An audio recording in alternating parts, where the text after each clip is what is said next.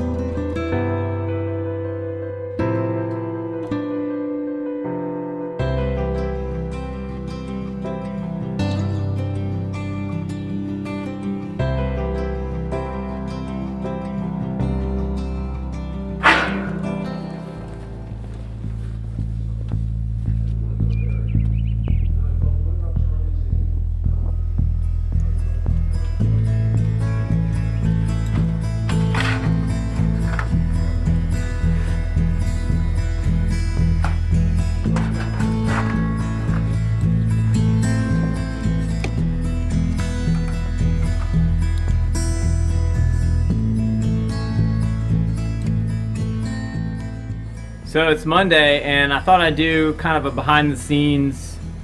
This is what I work on in the evenings to kind of get ready for the weekends, so we can really get the most time out of the weekends. It's cloudy, it's probably going to rain, so I'm underneath the porch and marking panels. So I thought I'd kind of give you an idea of what that process, what some of the extra steps that go into building a house are.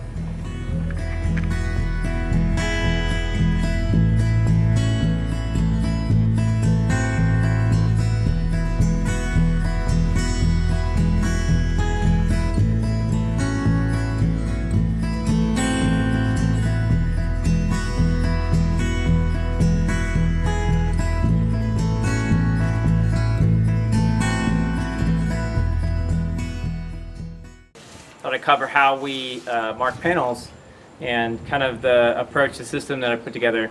So one of the big things we do is we measure all the purlins, roof purlins, and we mark all those numbers down. I'm dyslexic with numbers, so I kind of live by this. So I basically, every time I have to have it out because I forget the measurements. We took a piece of scrap panel. You tell it was kind of one of the cover sheets, and we put a bunch of layers of electrical tape on that. And so that holds the panel up. It makes sure that we're not ever catching ribs. I also taped any of the edges that were kind of sharp, and so that holds this panel up off of the other panel. It also kind of gives it a clean surface here to ride on instead of running on the actual panel itself. So it holds it up. It actually holds it up about, I don't know, 32nd of an inch or so. There's probably 8 or 10 layers of electrical tape on there. So we're able to kind of slide it down the panel and use this edge to just mark them. Because there's a screw pattern for the panels. Basically on the edges, you're going to screw every one of these next to the highs all the way down, so it gets every one. But on the in the field, basically, there's one that overlaps, and it has less of a leg on it than the other one. The other one actually has kind of a curl down. So that curl down goes first, and then this one overlaps. And so your screw pattern is always ahead of those highs. The idea basically is that the first one here will hold down, this will hold down, this will hold down, and then this one is overlapping the next panel, and that will hold the first rib of the previous panel down. So that's our kind of our marking, how we mark each one of the panels. I wipe each one of the panels. They've been sitting here where it's been raining, and it does get moisture in between the panels. We also had a little bit of dirt splash up from just the rain. So because I know I'm sliding this on them, I tend to wipe them with a towel real quick just to make sure they're clean, knock a lot of the dust and dirt off of it. I found that using a pencil, it's actually great because the pencil will wear off. The graphite just kind of touches the surface, and after a while, when you go up on the roof, you actually can't see the pencil anymore. It wears off from, I guess, the elements, sun, water, everything. It will actually just wear the graphite off. The exposed fastener system, there's just a few things I will tell you. You definitely want to torque them right. You don't want to over torque them. The washer has a bit of a kind of rounded shape to it, and you want to flatten that out but not overdrive it, because if you overdrive it, then it will start to lift up the edges of the washers. So that's kind of a rundown of installing the metal panels that we are for our roof system. We've already completed the main house, and we're working on the wrapping porch. So I thought I'd kind of do this video with a lot of the things that I've learned in doing this, and to kind of hopefully help you if you're doing this for your kind of install to go a lot smoother. So I'm going to get back to marking some panels, but that is essentially the process for that. Hope this helps.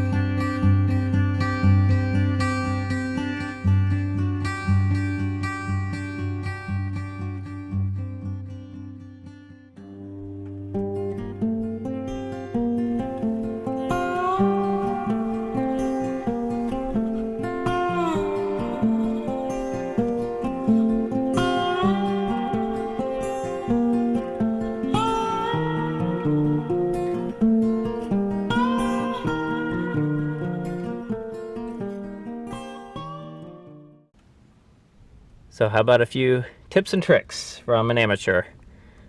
So I'm sure somebody is probably a lot better than me at this, so I try to find ways to compensate for my lack of skill. And so one of the ways when I start to do these valleys, it's tough to know where the panel is going to intersect my chalk line. So my chalk line is 4 inches off of the V. I take a scrap panel that I've cut off previously, and I lay it on the previous panel. So I lay it on this previous panel over here. I lay the rib over, so now I know where that is, and then it follows the rib pretty much going up, and it's exactly one panel, and then all I have to do is slide it up until basically it intersects my chalk line, and I can put a mark right where the chalk line is. So another thing about doing these valleys, when I run the valley metal, I've got 2 different pitches. On this I've got a 212 and a 412 that intersect here. So the valley metal is going to end up looking a little bit weird. But what I like to do is leave it and let it run long. So you measure out this and you make sure that you're going to get at least whatever your overhang is. In my case, I overhang it 3/4 inches.